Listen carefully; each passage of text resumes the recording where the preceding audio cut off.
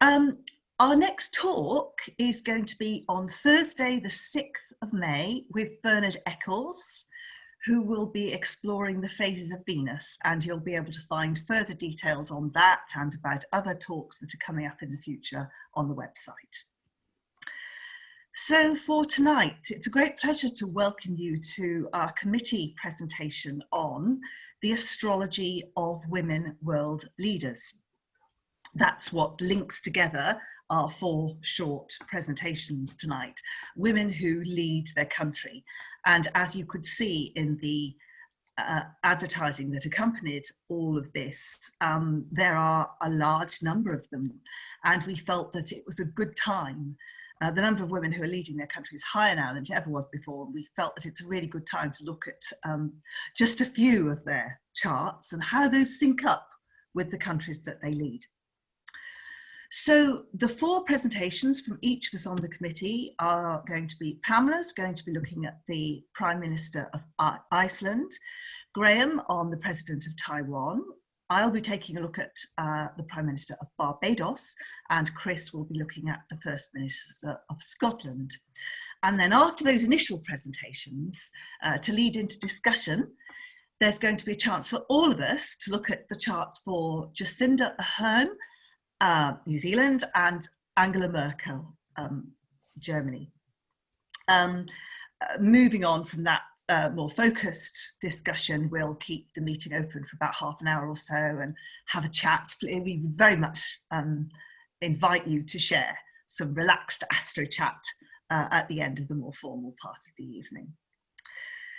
So that said, I'll hand over to Pamela, who's going to start our presentations tonight.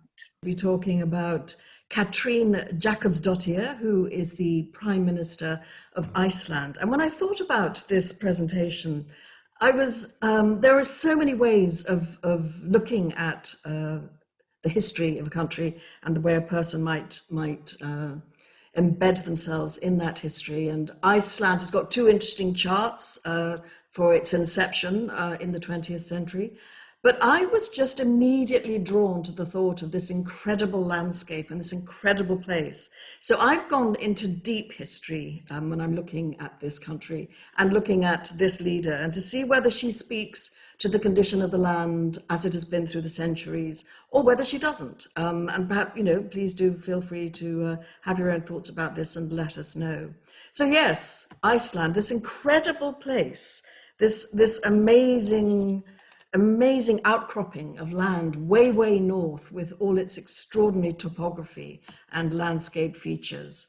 Something that it holds a great sense of awe in my mind, I know, and it's a sort of place of romance and fantasy that I think about when you think about those Norse men, those Norse women who came and took over and colonized and brought down their cultures in thousands of years ago as they brought their ways of life down through the waterways and the seascapes of the early people on the planet.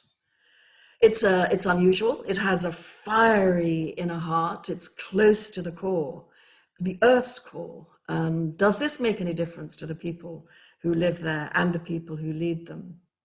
They have interesting myths in Iceland, particularly as I'm talking about a woman leader. I wanted to talk about one of the myths, which is about the woman of the mountain, which is one of their central core romances and stories about their beginnings and about where they come from. This is the woman who is within the mountain. She has a crown of ice on her head from which fires erupt. On her shoulder, the raven, Odin's ancient friend, and the favorite of poets, and a great knowledge carrier of news. Across the surf of time and history are born runes. These are staves to the land, and she has picked one of them up and holds them in her hand. This is the land of literature, the land of history. And it is night with a starry sky, and the moon is up. So Katrín Jakobsdóttir hails from a family which has produced many prominent people in Icelandic politics, in Icelandic academia, and in Icelandic literature. So is she embedded into the body and nature of her nation? She's the younger sister of two brothers who are professors in the humanities at the University of Iceland. She's the great-granddaughter of politician and judge Skúli Thoroddsen and the poet Theodora Thoroddsen. And she's also the poet Daga Sigurdarson is her maternal uncle. So she has many poets, many writers, people who transmit information, people who tell stories, but people who are also involved in the running of the country, thinkers, poets, artists in her family. What kind of person is she? Does she embody anything forward? Does she hold it for the people that she's leading? I wanted to talk about this one particular time in Icelandic history because we're talking about women leaders, and this is an event that I actually remember in my very, very earliest days as a feminist. And this is what was known as the Women's Strike. And it happened on the 24th of October, 1975. And that's when all of the women in Iceland went on strike. And apparently lots of crayons and rubbers and paints were sold out in all the local stationery shops because all the dads rushed out to get things to keep their kids occupied because they realized that the wives and mothers were not going to be on hand to look after the kids. So it is possible that Katrín Jakobsdóttir's mother is standing in this crowd, pregnant with Katrín, because she was born in the February following this October. So this is the spirit of the time that she was born in. It's a great awakening and a preparedness of some parts of the community to pull together and work collectively. So Katrín herself, what has she done in her life? What has she done? What's her trajectory lately through politics? In 2003, she became deputy chair of the Left Green movement. I think this is really important because she was able to work in a coalition. She was able to work with people, bring the left and the Greens together. She worked with the Greens and is very much a Green. And as we know, that is, and certainly in those days, back then, which is not so far away, but Green politics are so very hard to promulgate and to bring to the top of the political agenda. And she started in the early noughties, the 2000s, bringing in her left-green politics. In 2007, she was the Reykjavik North constituency representative. Between 2009 and 2013, she was Iceland's Minister of Education, Science and Culture. Do we see her family life beginning to flow through her political public life? She was also the person running Scandinavian cooperation. Again, someone who coalesces, brings things together. And then in 2013, she became the leader of the Left Green movement. In 2017, she became the Prime Minister of Iceland. This was an extraordinary achievement. It is still extraordinary even now for women to be the leaders of their countries, even in this day and age. And in 2020, she became the chair of the Council of Women World Leaders. So that's why we thought we would put her chart first. She is the leader of the women's leaders at this moment in time. So let's look at a chart. I'm not going to look closely at this particular chart. It just makes me smile when we look at the house, if you use a Placidus system way up north, what it can do to a chart. It may be an argument for using whole house systems when you do go far north, but actually I quite like this. Clearly the 6th house is huge, and the 12th house, we are talking about 12th house matters here, because I'm talking about deep history. I'm talking about collective knowledge. I'm talking about what we carry from our past peoples through with us into the greatest and the largest part of our cultures and our communities. And so this is a noon chart, by the way. So we don't have a timed chart, but this is a noon chart. So whatever her chart looks like, she will have very large houses of a sense of duty, and also this extraordinary 12th house experience. So one of the patterns I wanted to draw out of her chart, this is her grand trine in fire. And here we begin to have being close to the core, this eruption from the very deep, this molten ability to change things, to reduce things to their, it is so combustible, things are reduced to their tiniest atoms, and from that comes new growth. And this is in air, so it's in thought, it's in politics, it's in how to communicate with people. And that's a partile trine between that Sun and that Pluto. That's a very tight trine. She is a very powerful personality, and then bringing in the rear is that very fiery, very verbal Gemini Mars. So yeah, I would say that if we were going to talk about, I mean, people have these aspects all over the planet, but this would reflect that volcanic mountain and her ability to control the flow because it's a trine. The other pattern I wanted to draw out, because I was thinking about the great artists in her family and the fact that she may be embodying, any leader in a sense does carry an archetypical myth for their people, and she may be embodying this incredibly strong woman from the mountain.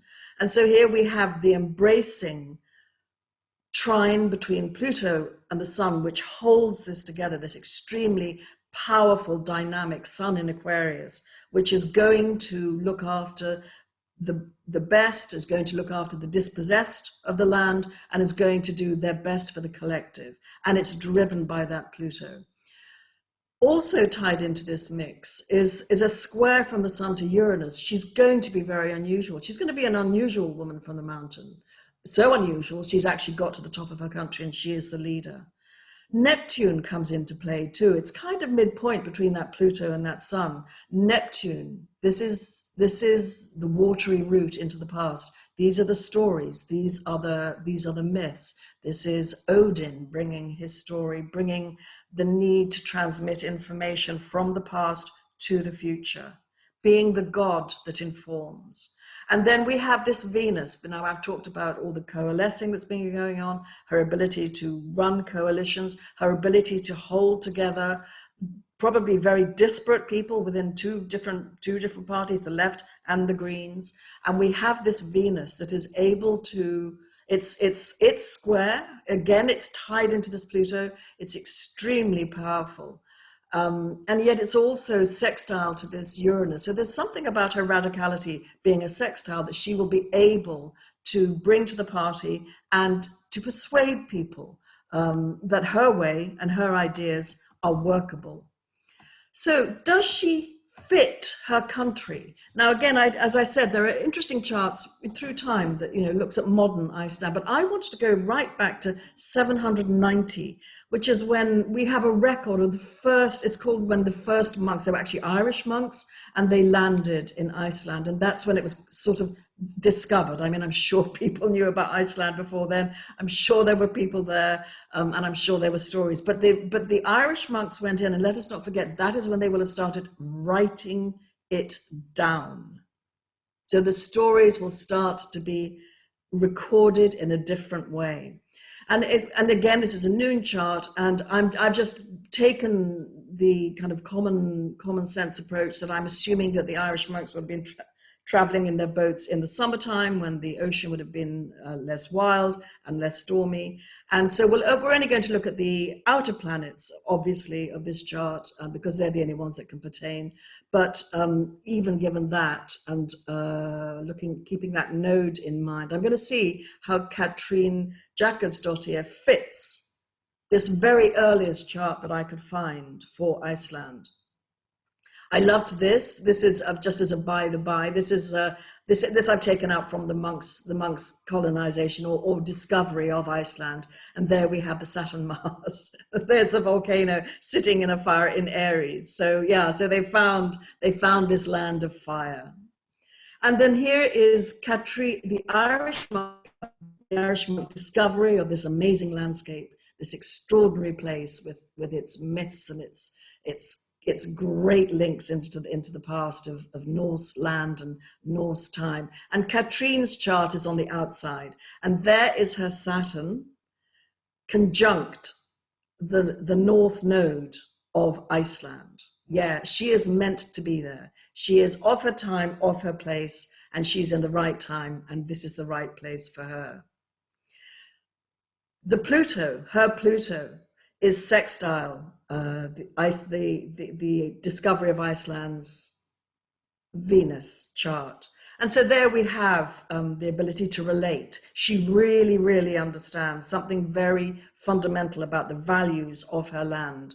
And the Pluto has made that, that she has access to that, and she can use the Pluto to generate her ideas about that. And when you think of Pluto, it's also mass communication and the spreading of information and ideas. Neptune, the monk's chart of Neptune is absolutely square. Her Neptune, yeah, she is linked into the myth. Her family, she herself, she's able to step into the mythology and then effectively step out and bring it into the real world and into the practical life of her country as leader. Neptune is also trine that, her Neptune is trine that Mars-Saturn volcano. So yeah, she can bring the stories up through that molten lava and bring them out into the world. And so that's Katrín Jakobsdóttir. And yeah, I love the way her spirit kind of encapsulates the long history of her country. And she is a good leader and an exemplary woman leader. And I'm so glad I've had the opportunity and the privilege of looking at her life just for this short presentation. So thank you very much. And Gillian, back to you. Thank you, Pamela. That was wonderful. Okay, Graham, down to you now. Okay, so I'm just going to share my screen. So I'm talking about Tsai Ing-wen, who is the president of Taiwan, a country I visited about 17 years ago, so I remember it very well. It's a beautiful place. It used to be called Formosa, the beautiful island. Before I talk about President Tsai Ing-wen, I'm just going to say a little bit about Taiwan itself, because I knew nothing about it before a friend of mine moved there, which is the reason I visited it back in 2004. So here it is. It's located off the coast of China and above the Philippines, and one of its neighbors is Japan and South Korea up here. And it's a very populous island. It's one of the most densely populated countries in Asia, with a population of 23.5 million people. And its official name is the Republic of China, which sounds a bit surprising when you hear it at first, because you think, well, isn't China the Republic of China? Well, actually, China's official name is the People's Republic of China. But there's quite a history between Taiwan and China, which I'll touch on a little bit later. So its capital city is Taipei, which is up here to the very north of the island. And it's recognized by only 14 countries in the world, and that number seems to be steadily diminishing. And one of the reasons for that is that China, the People's Republic of China, claims ownership of Taiwan and and states very clearly that if you want to trade with China, you cannot simultaneously do that and recognize Taiwan as a separate country. So only some very small countries recognize Taiwan as an officially independent country, and the Vatican. So it's in a rather odd situation as a country. Now, Tsai Ing-wen, her background is perhaps in contrast to Katrín Jakobsdóttir, is very humble. She is one of 11 children, and her father ran an auto repair shop, or garage as we would call it in the United Kingdom. And she is of mixed ethnicity. She identifies as a Hakka, and Hakka, there are about between 80 to 120 million Hakka Chinese in the world, and they're a distinct group of people who live in China and in Taiwan. And she was born on 31st of August 1956. So here is her chart. The chart is set for noon because her birth time is unknown. So I've used an Aries chart with no houses because of that. And you can see that she has Sun and Jupiter conjunct in Virgo, and her moon is probably in Cancer, but it could be in late Gemini. I suspect it's more likely to be in Cancer. And as I say a little bit more about her, you might hopefully recognize some of those qualities of Sun conjunct Jupiter in Virgo and Moon in Cancer. She also has Mars trine her Venus in a very close partile trine. A partile meaning that it's in the same degree, 21 degrees. And I'm just picking out some of the bits of her chart that I feel are important and significant. And also she has Saturn in Scorpio square to Pluto in Leo. And again, it's quite a tight square. And that's a bit of a double whammy because you could say that Pluto rules Scorpio. So Saturn's in Pluto's sign and it's aspecting Pluto. And she also has Mercury in Libra in a partile sextile to Uranus in Leo. And I'll show you the chart again a bit later on. So I just want to say something about her education and early career. So she is a professor. She studied international trade in America at the Cornell University, and she studied law at in London. I may have got that, sorry, the wrong way around. I think she studied law in America and trade at the London School of Economics. And after that, she returned to Taiwan in 1984 to teach. And she started her political career by being a trade negotiator on behalf of Taiwan for World Trade Organization affairs in 1993. And it says here she negotiated a free trade agreement with China in 2000. Actually, I'm not entirely sure that that actually came to fruition, but I certainly think that she was trying to negotiate agreement then. And she joined the Democratic Progressive Party in 2004. And in 2007, she served as the chair of TaiMed Biologics, a biotech company. And in 2008, she became leader of the DPP. So she had quite a quick rise to leadership, or political leadership. She's been described as capable, tenacious, technocratic, and persuasive. She is a good negotiator. She is very persuasive, but she's quite quiet. She's not described by many as being charismatic. She's not a kind of flamboyant leader by any means. She's fairly quietly spoken, but fairly, but internally very strong. And she's regarded by most people as being very capable and very intelligent. She has been described as an introverted scholar because she's very studious and thoughtful. She tends to be seen as unassuming and methodical. She enjoys red wine and reading. She's not a extremely outgoing person, but people like her and tend to trust her and respect her her capability and her leadership skills. So her political career, she ran for office in 2012 but was defeated. She also ran for mayor of Taipei, but was defeated. But maybe this is something to do with that Saturn in Scorpio square Pluto. There's an indefatigability and a resistance to giving up in her character. So she tried again, and in 2016 she was elected to the presidency by landslide.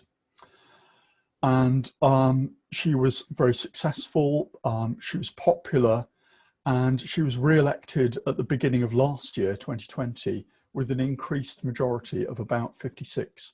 I think it was 52% in 2016. And her nearest rival got about 40%, I think, at the time. So she's done very well.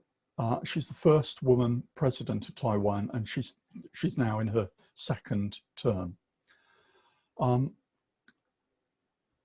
Another reason that for her popularity, or for her being voted in again, was that during her first term she was very firm in her stance with China, which has a one China, or one country, two systems policy with regard to Taiwan, a bit like it has, or perhaps had, with Hong Kong.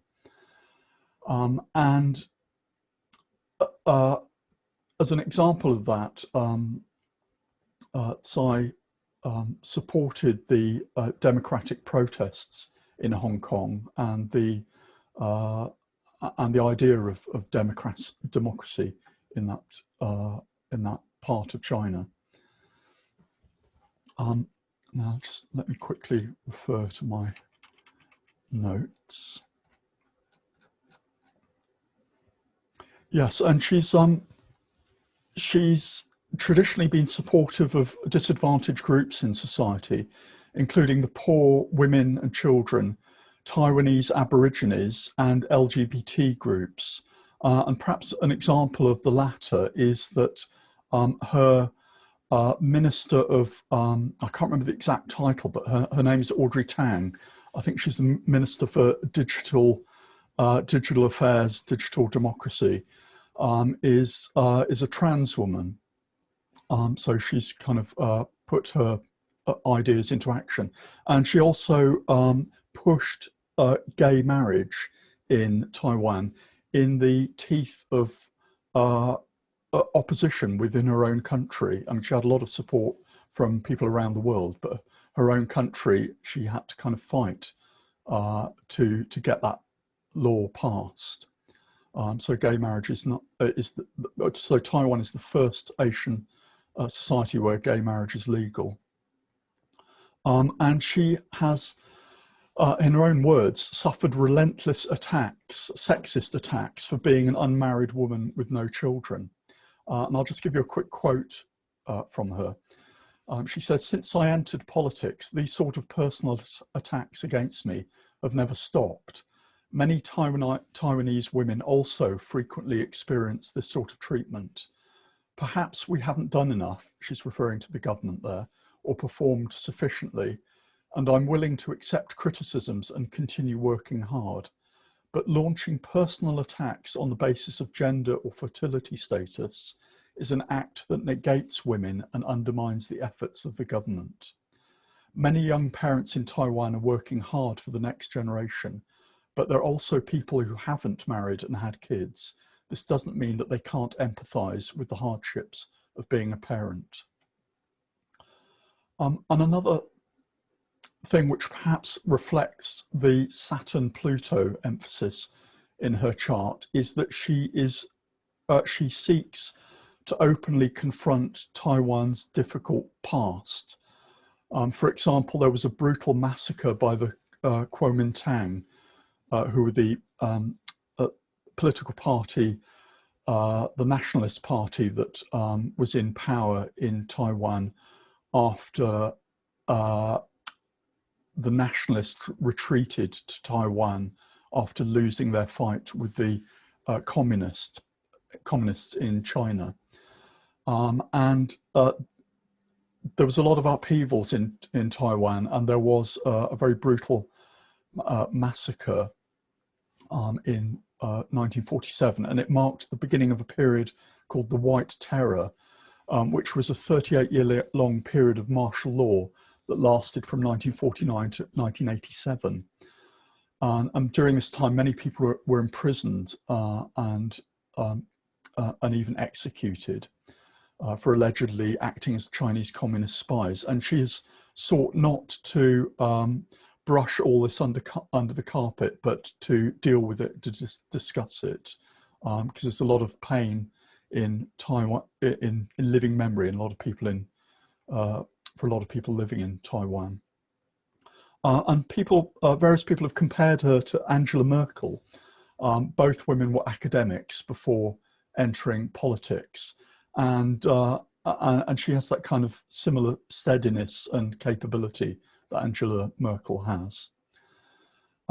So here's the chart of Taiwan. Now, in my research, I found two charts of Taiwan.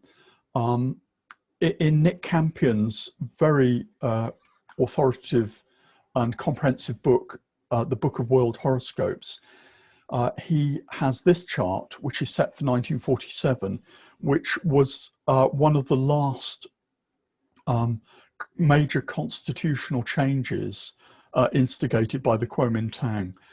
And so this is one of Taiwan's charts, but we'll see another one in a moment. And her synastry with this is that she has Sun trine this Taiwanese chart's Sun. So her Sun in Virgo trine this Sun in Capricorn. There it is. And her Mars is square the Uranus. The Moon is opposite the Sun.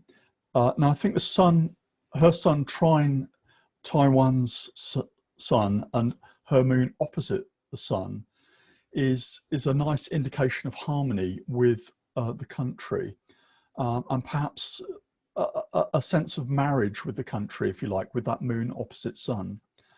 And her Mercury is opposite this chart's ascendant, indicating an ability to communicate easily and to be heard and understood by the country. And her Pluto is trine the country's Mercury, which perhaps indicates that she's very good at getting her ideas across and good at transforming people's ideas, which is perhaps something we saw with gay marriage and the confrontation with Taiwan's past. And also Pluto is trine the series of the Taiwan chart, possibly indicating the ability to change the economic fortunes of the country, which we'll see in a moment. And her Saturn is also conjunct the south node of this chart. And again, that might indicate the desire to take seriously the past of the country. And then there's this other chart, which I mentioned, which is the Republic of China chart. Now, China had emperors until around 1912, when that system was overthrown by a republic. And Taiwan, in many respects, regards itself as China. It's just that it's China that's retreated to Taiwan. So a lot of Taiwanese people apparently regard this as their national chart. And again, and this I discovered this through finding a website called Astrology King, by somebody run by somebody called Jamie Partridge, and he wrote a very interesting article about this chart that I found very persuasive in terms of the transits to this particular chart and events in the recent history of Taiwan. And so again, her synastry shows that her Sun and Jupiter trine the Sun in this chart, because again, the Sun is in early Capricorn, just like in the 1947 chart. And her Moon is trine the Chiron, which may say something about healing wounds of the country. Again, her Mercury is conjunct the ascendant, just like in the other chart. I've omitted to say, I think, oh yes, the moon is opposite, probably opposite this sun again. So in some ways, these two charts are quite similar. And I won't go into all the aspects because we're up against time this evening. So I'll move on. But you can see there are quite a lot of close personal links with both charts. And I particularly like the sun and moon links with the country charts, because I think that's quite appropriate and good for a leader, and suggests to me that they might be a good leader or popular leader. Just coming towards the end of this, Taiwan is a country that has handled the coronavirus pandemic extremely well. It's had 1,024 cases, which is remarkable, and only 10 deaths over this whole 12, 13, 14 months. One of the reasons for that is that they suffered with the SARS outbreak in 2003, I think it was. And they learnt a lot of lessons from that. So they were very prepared for pandemics. And there have been other pandemics since, of course, in Asia. And whoops, sorry, come on to that in a minute. And I think it was 31st of December where the Minister of Health in Taiwan saw a tweet coming from China about this virus, and immediately actions were taken to limit the potential spread of coronavirus, including checking anybody coming in from Wuhan. So that was 31st of December and throughout January. So they were very eager to contain it. And they set up a bureau which did tracking and tracing from January onwards. And yes, I'm just referring to a couple of other notes. Yes, it's a rigorous track and trace. And interestingly, the Johns Hopkins University predicted that Taiwan would have the second highest percentage of world cases, only behind China. So they got that totally wrong, but it's credit to the way it's been handled in Taiwan that didn't happen, and in fact they've done incredibly well. And in another respect, they've done well because their economy is expected to expand by 2% this year, and exports have increased by 5%, even against the background of global trade shrinking by 10%. So that perhaps refers to that trine to the second Taiwanese charts series. So they've done remarkably well, really. And finally, cats. I like cats. I think there's a link between the sign of Virgo and pets. And she's known for her love of cats. This is Tsai, her lovely ginger cat. There she is watching baseball, or I think it is, with her cat. And this is her other cat called Think. And both her cats were part of her election campaign in 2016 and probably in 2020 as well. And here is Tsai Ing-wen with a street cat during her, I think it was the early part of last year.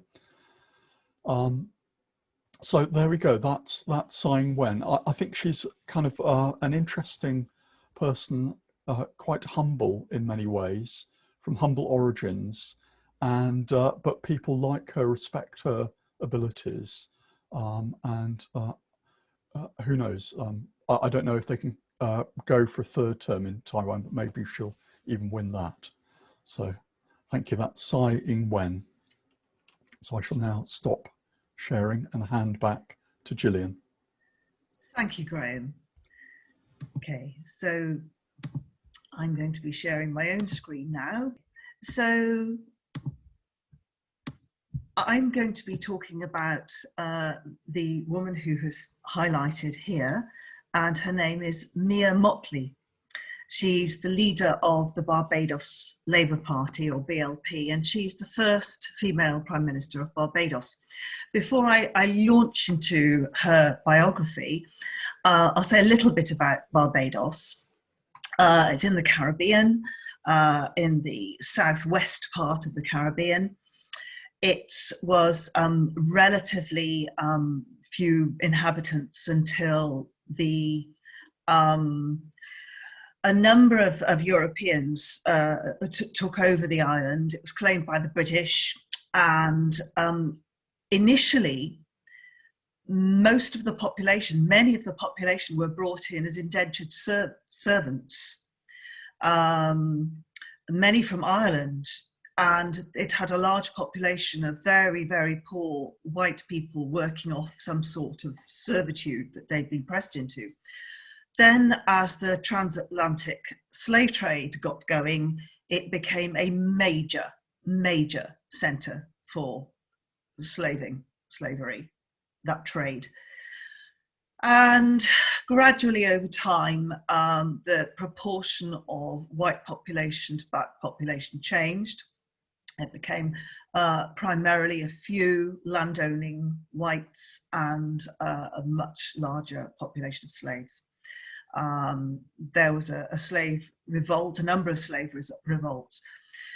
As an independent country, Barbados was part of the British Empire, or the British Commonwealth, for a long time, and it became its chart dates from November 1966, where it became independent. So that's a little bit about that.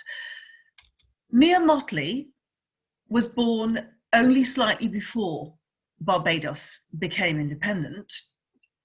She came from a middle-class family, a family that had links, certainly hugely strong political links. Her grandfather was the first mayor of Bridgetown, the main town in Barbados.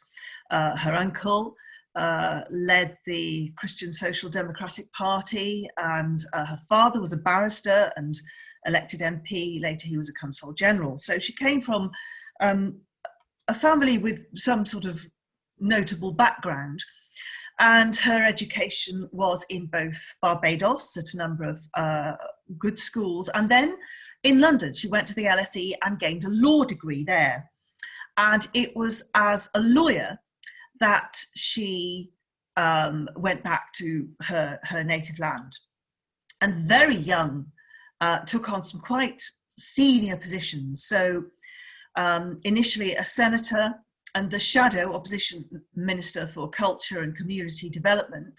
We can see some parallels, interestingly, here with the Icelandic PM in some of the roles that she played. But she was only 26 when she was made a senator. And then age 29 in 1994, she was elected an MP for the first time. And she's held that constituency for some time since then. At that point, she was made Minister of Education, Youth Affairs and Culture, and became General Secretary of the Barbados Labour Party. She was the first female Barbadian Attorney General, and also acted as Minister of Home Affairs, Economic Affairs and Development. So a really illustrious career. And then in January 2008, just as Pluto was going into Capricorn, the BLP lost the election and the standing leader stood down. He resigned, and she was taken on as leader. She was elected leader of the BLP. So she became the first female leader of the opposition in Barbados. She was sworn in, this all happened in January, and then she was sworn in on the 7th of February 2008. However, it was not a straightforward passage after that, because a couple of years down the line, 5 male members of the party instigated a vote of no confidence, which saw Owen Arthur reinstated and Emia Mottley demoted. Owen Arthur therefore led the party into the next elections in 2013, but it was defeated.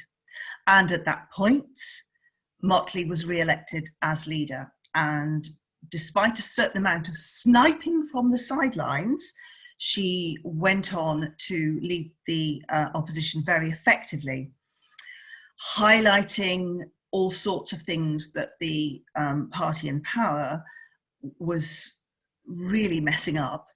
And she won an absolute landslide victory in May 2018, the highest ever share of the votes, over 72.8% of the vote, a voter turnout of over 60%, and they won all the seats, unprecedented. So lots of firsts there. First youngest ever QC in Barbados, first female Attorney General, and so on and so forth. She's actually the 8th Prime Minister, but the first woman to hold the post. And here is her birth chart. We may have time to, we may have time to come back to that later, but I'll just point out a few things. Like many of the women that we're looking at, there is no definite, well, I could not find, however hard I tried, I couldn't find a time of birth. So the chart is set for noon, and obviously no houses, makes it a little bit more difficult. And of course, the position of the moon is suspect. It's a noon chart. It could be late Sagittarius or early Capricorn, but the moon's going to be somewhere plus or minus 7 degrees or so where it's shown in the chart. So we're not sure whether it's a Sagittarius or Capricorn moon. Capricorn, of course, would be very hardworking and diligent, which certainly would support the way that she has conducted herself in her affairs. On the other hand, Sagittarius would support expansiveness and learning and knowledge and so on and so forth. So a hard call to make. Her sun is conjunct Mercury in Libra. So a strong, a good diplomatic tendency, somebody who can communicate in a way that weaves a way through difficult territory and balances things out, and she sees things in a balanced way. Her Mars is very strong. It's in rulership in Scorpio, and we note quite a lot of scorpionic energy here with Venus conjunct Neptune. And she certainly has been able to be quite honest about various things that have happened in her country and to really tackle head on some of the issues. We'll come to some of that a bit later on. I'll give you some of the examples. Her Jupiter in Cancer is exalted and opposite the moon, and that's quite a close opposition. It's obviously dissociate, but who knows, as we say, whether her moon is actually a Sagittarius or Capricorn in terms of the degrees. It's pretty close. And she was born at the time when the Pluto-Uranus conjunction in Virgo was partile. It was within the same degree. And we note that although this is obviously going to be true of a number of people of her generation, Saturn takes, can't find my, there we go, Saturn takes 2.5 years to go through a sign, but Saturn is opposite that Pluto-Uranus conjunction, as is her Chiron. Saturn in Pisces, interesting. The ability to see a wider perspective, a sense of knowing, a sense of fellow feeling for the more oppressed, hard work, perhaps a fear of being found wanting and a need to work really hard, or a need to grapple with things that she doesn't understand until she's really on top of her brief. One other thing I'll mention about her sun, by the way, is that it sextiles her south node, trines her north node.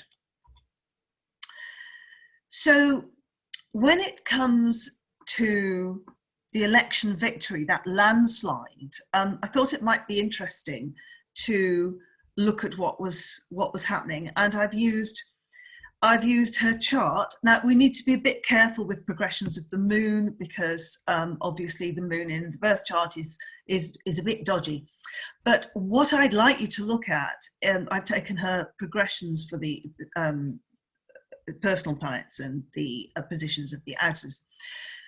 Her progressed sun had not long moved into that expansive sign of Sagittarius. I don't know if you can see, but there we go.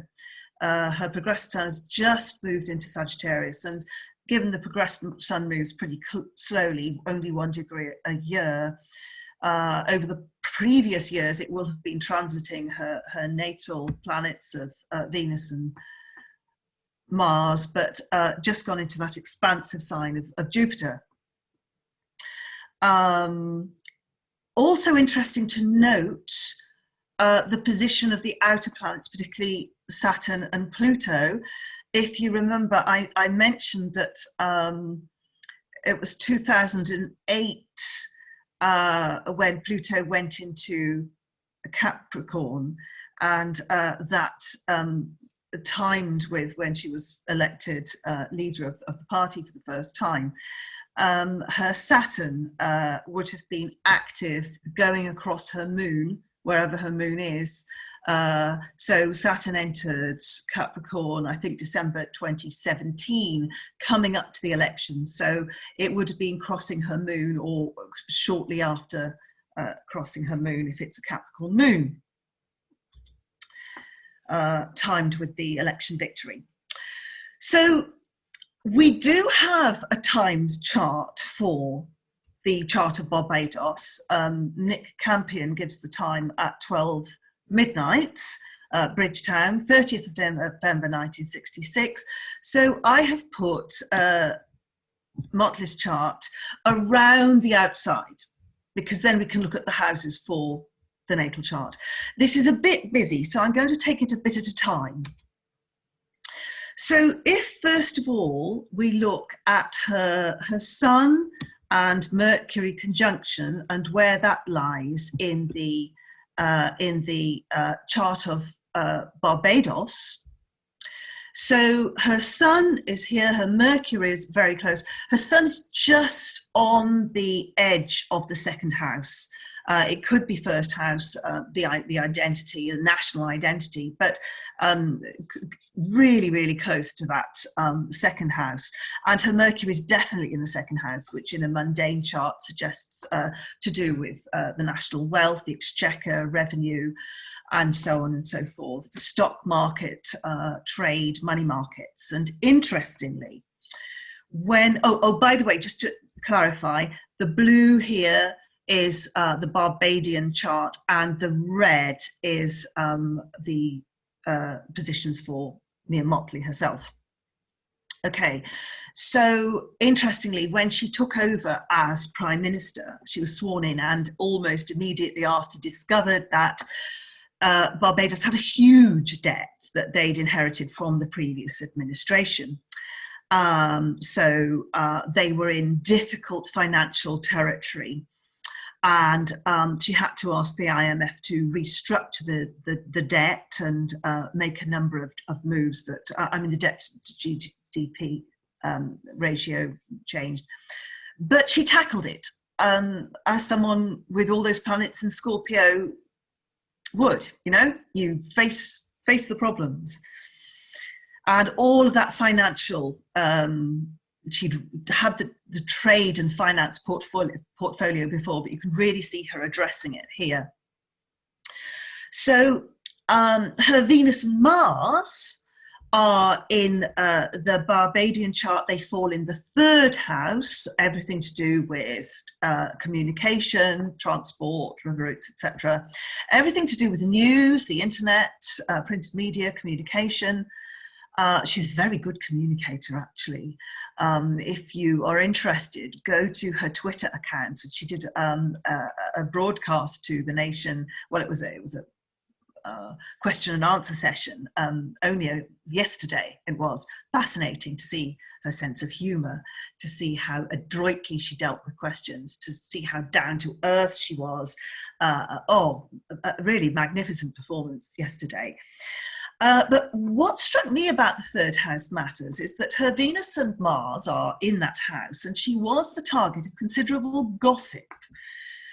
There were all those attacks from within her own party when she'd just taken on the leadership that continued to a certain extent, a certain amount of sniping from the sidelines from the previous prime minister, but also the incumbent government before she was elected tried to make gender issues a lightning rod during the election. She kept her focus solely on how they'd done on trade and on finance and on economics, and refused to be sort of sidelined. And coped remarkably well with all the gossip that she was subject to. Again, interesting, those attacks from outside, the parallel there with the woman from Taiwan, the Prime Minister of Taiwan. Okay, so the next thing I looked at was the moon, and her moon, as we know, we're not sure whether it's Sagittarius or Capricorn, but there it is, firmly in the 4th house for Barbados. Now, in a mundane chart, the 4th house is all about the land, who owns it, the workers of the land, the crops, the produce, the mines, the buildings, all that sort of thing. And the people as contrasted with the monarch. Bear that in mind for when I get to the next bit.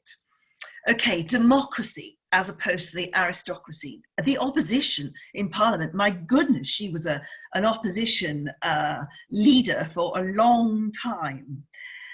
But before I do speak about that 4th house and to do with the monarchy, let's just look at this next one. Mia Mottley's Jupiter is in the early degrees of Cancer, exalted in Cancer, as I said earlier on, and it is so close to the Barbadian moon. We've got the Barbadian moon here. This is the Barbadian chart, and her Jupiter is strongly conjunct that moon. Now, it's also in the 10th house. So let's look at these archetypes. Jupiter is about the justice system, prominent judges and barristers, and she was a Queen's Counsel, youngest Queen's Counsel, first for ages, the first Attorney General, really played that role within the legal system of the country. And here we go, nation's wealth, banks and bankers. She's addressing that with regard to the national debt. Religious systems and state religion. Barbados is a very, very strongly Christian country. And she has to walk a very careful line when it comes to things like gay rights. She's well disposed towards that, but has a very fine line to tread. National inquests, we go back to that, the disclosure about the state of the national debt. Okay, Jupiter. The moon, so the Barbadian moon. The moon denotes the common people, women in general, crowds, everything to do with the public nature. And the 10th house is the president or the monarch. She's the head of state, the government, people in authority. Royalty. No, the 4th house linked to the people, not the monarchy. Royalty, eminent and famous persons, and national trade, employment rates, and so on. Right, let's go to this.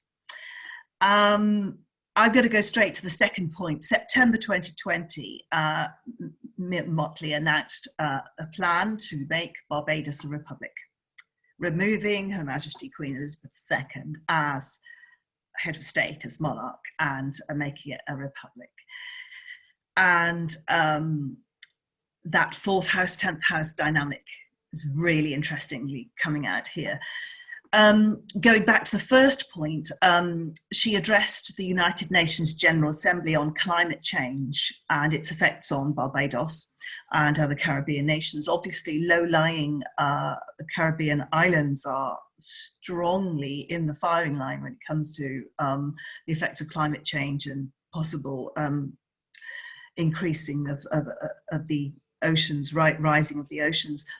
And she made a very fervent 37, 40-minute speech to the UN on that subject, on behalf not just of Barbados, but of the other countries around, and of the real need for this generation to address that. So strong 4th house, 10th house issues here. So I've gone back to the full chart so that you can see the two of them. You've got her Jupiter here, pretty much conjunct the Barbadian moon. I've not gone so much into the outer planets because because she was born so very close to the moment when Barbados gained its independence. The outer planets are very, very, very close. So I've looked instead at her natal planets and where they fall in that chart.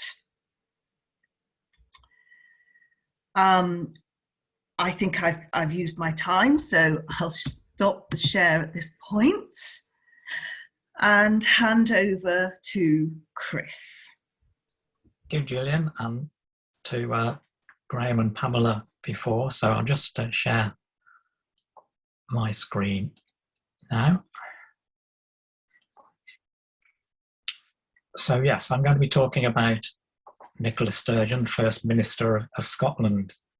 Well, how powerful is Nicola Sturgeon? Well, a few years ago, Forbes magazine said she was the 50th most powerful woman in the world. I don't know how they reach judgments like that. But also fairly recently, a BBC Radio Woman's Hour programme said she was the most powerful and influential woman in the United Kingdom. But I thought I'd better do, for people who are joining us from outside the United Kingdom, a very brief introduction to how the politics works in these islands.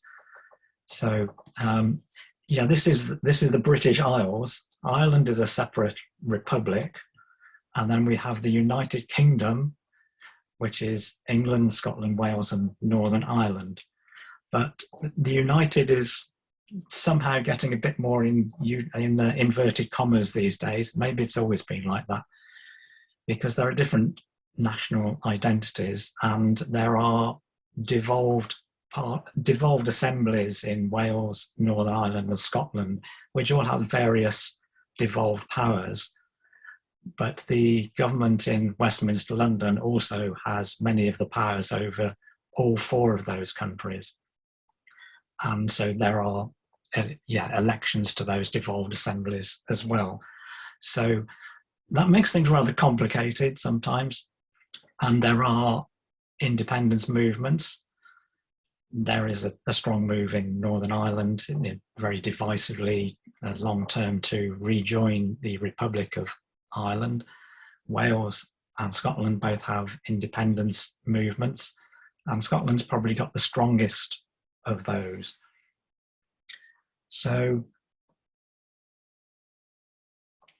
just briefly, Nicola Sturgeon, a few points. So you can see she entered politics actually when she was 28, so she's been in politics from quite a young age, really.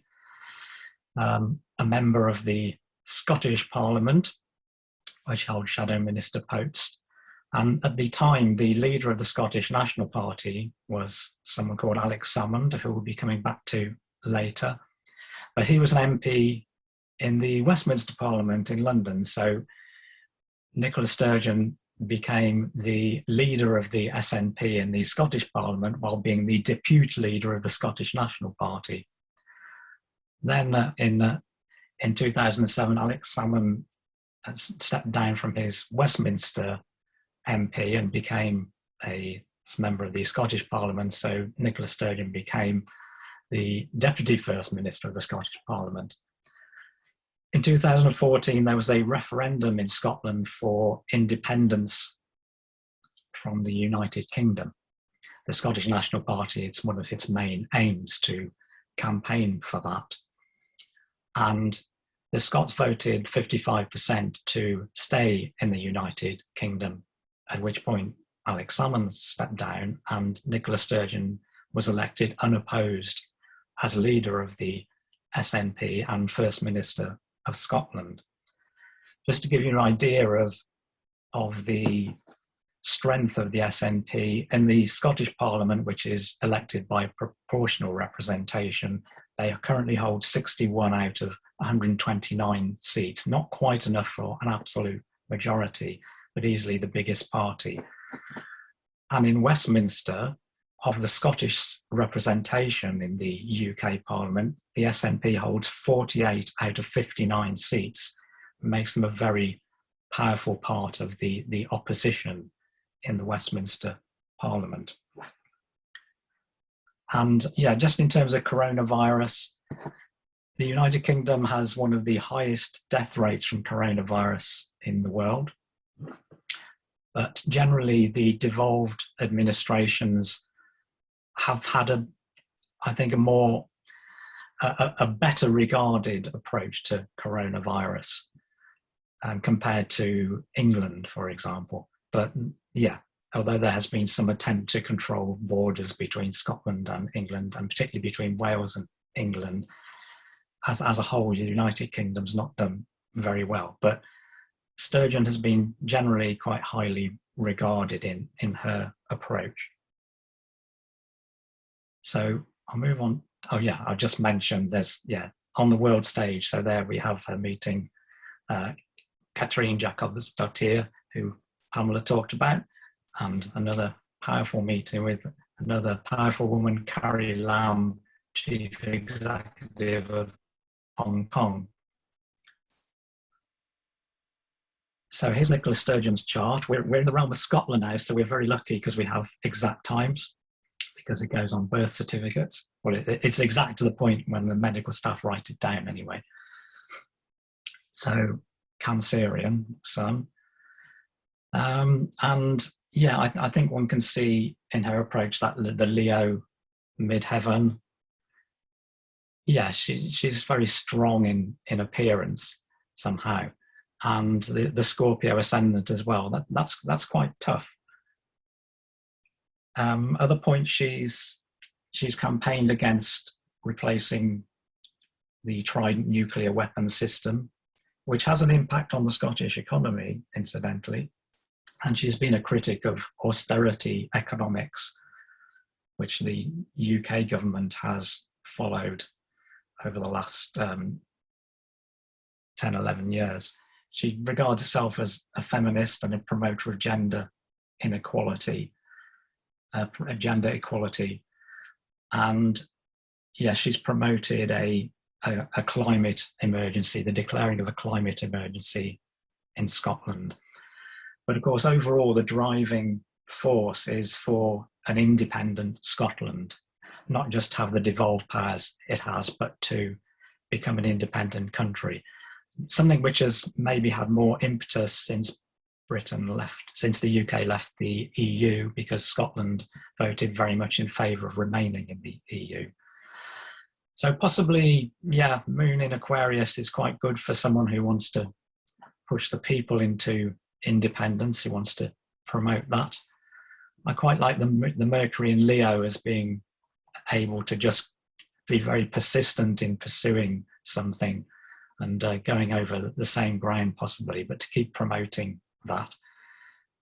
Sun Tri-Neptune's quite interesting. I don't know quite what I make of that. Maybe it makes that person a bit more easygoing and personable to get on with. Of course, you might not like her, you might not agree with her politics.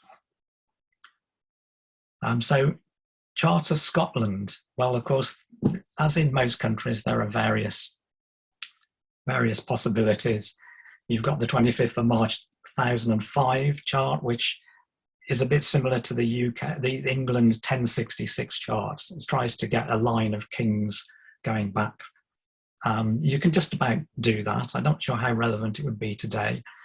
In terms of independence politics, we've got 6th of April 1320, the Declaration of Arbroath, which was asserted Scotland's independence from all other countries. It's kind of a Magna Carta type of document in a way. It has that significance in the history of Scotland. And then the 1st of May 1707, when the two kingdoms of England and Scotland, of course Wales had already been subsumed into England by then, and Ireland was also had been, some people would say, occupied by England. And this is when, although the crowns of Scotland and England had been joined since 1603, this was a legal act to join legally the two kingdoms, at which point the Scottish Parliament was dissolved. Just a point on dates, you have to be careful when you're looking at older dates in terms of the calendar. So the earlier dates are going to be in the Julian calendar, and sometimes when you do use an astrological program, it will adjust these to new style, the current system of dates. The Julian calendar got very out of sync with the movement of the sun. So in 1005, for example, you can see there's actually a 6-day difference in the position of the sun in relation to the date in the calendar. By 1707, it's become 11 days. So just be very careful when you're setting up charts. And then two more recent charts. 12th of May 1999 was when the Scottish Parliament, the modern Scottish Parliament, was formed, or as some people would have it, reconvened, the one that was dissolved in 1707. And an official transfer of power took place on the 1st of July 1999. So for me, I think in relation to Nicola Sturgeon and the SNP, the 1707 chart is probably the most significant one, because this is when Scotland and England became joined, and this is what the SNP want to abandon because they want independence. So 1st of May old style, 12th of May new style. And this, of course, was partly because Scotland was in such financial difficulties. They were kind of, had, to some degree, had to agree to be financially rescued by England. This was because of the whole Darien scheme, where there was this scheme to invest in South America, and this settlement in South America that was going to make everybody in Scotland a vast fortune. And of course, it all collapsed horribly with a tremendous loss of money and pretty much bankrupted the Scottish economy. So just briefly, some conjunctions between Nicola Sturgeon's chart and this chart. Well, her Pluto is conjunct the moon here. I guess this would be the people. So maybe you're trying to force the people to do something different, to break up from this chart. And her Mercury in Leo is right on the Uranus in this chart. So you can constantly be talking to, exploding that chart, if you like, for the Uranian side of that this 1707 chart. And we've talked a bit about Saturn tonight, and the importance of Saturn in the charts of leaders. So her Saturn is there. It's right on the 20-degree Taurus sun. That could be malefic to this chart, of course. It could be saying it's trying to attack the heart of this chart in the sun, but it also makes that person a very important player in that chart. And of course, it's quite intriguing that the reconvened Scottish Parliament of 1999 also has its sun at exactly that same point, because of it's the 12th of May again. So Sturgeon's Saturn makes her very prominent in the Scottish Parliament as well. So I wanted to look at what's been going on with her transits recently, because as some of you have been aware, that although she's had a very good reputation, whether you like her or not, or approve of her politics, she's been kind of considered quite sound. But this year things have gone quite, have become quite challenging.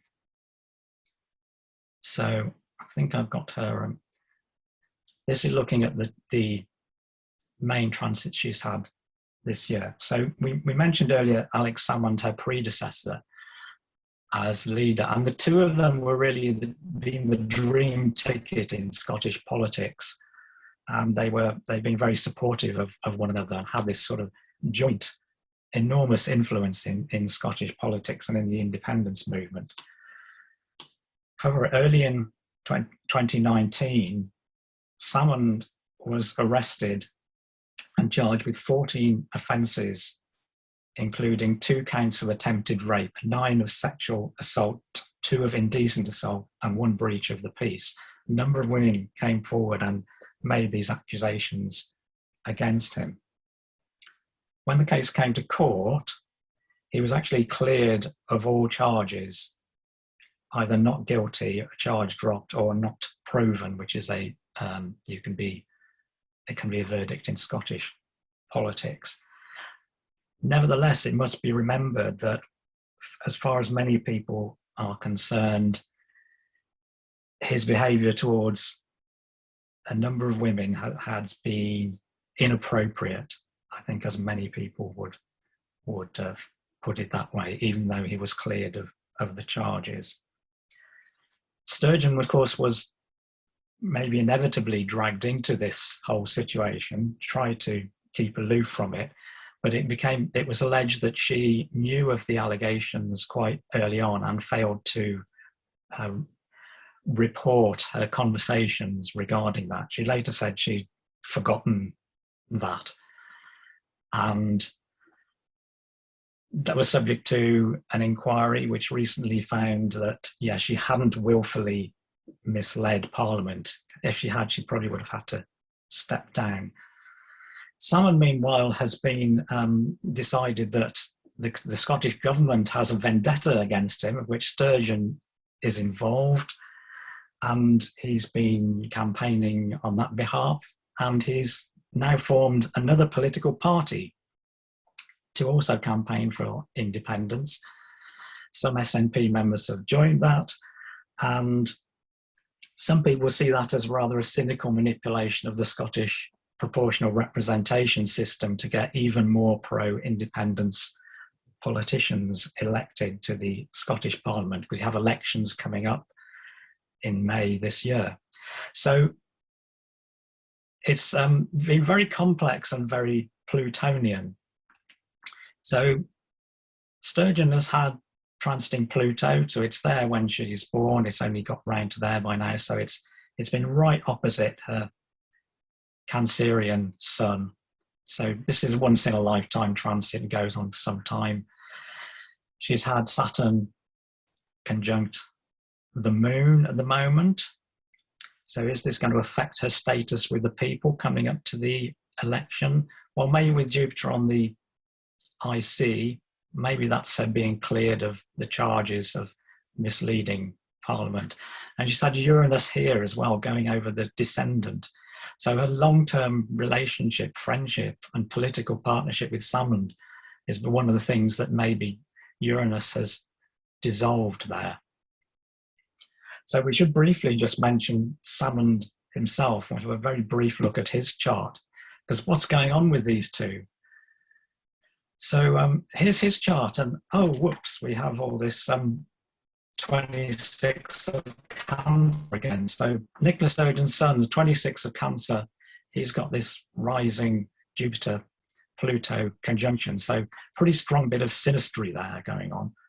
And again, that could be highly beneficial. Jupiter and Uranus together, it's like, I forget, there's a phrase for it, but it's a real, it can be an absolute brilliant opportunity, Jupiter and Uranus. But of course, it can be quite explosive as well. And also, just incidentally, look what's been going on here. Whilst Salmond accused of assault of women Mars conjunct the moon. Neptune's been transiting that while all this has been coming out and while the court case has been going on. So that's pretty astonishing as well. Nicola Sturgeon's Pluto, meanwhile, is right opposite that conjunction. So there's another dose of Pluto in their relationship. And her Neptune is on his Venus as well. So there's some pretty strong synastry there. So I'll just finish by going back to the Scotland chart, which, remember, the sun of 20 Taurus, which is where Nicola Sturgeon's Saturn is, so important in the charts of powerful people. So where's Uranus now? Well, it's here, isn't it? It's about here. It's coming up to, before long, it's going to be coming up to the sun of this chart. In fact, 2023, 24. So one would imagine that this is going to be the time for another Scottish independence referendum. If you were advising people in that movement astrologically, you'd be saying, now's the time to really go for this. This is possibly the make or break in our times for Scottish independence, and possibly the make or break for Nicola Sturgeon as well. So that's my take on that. I'll stop sharing the screen now.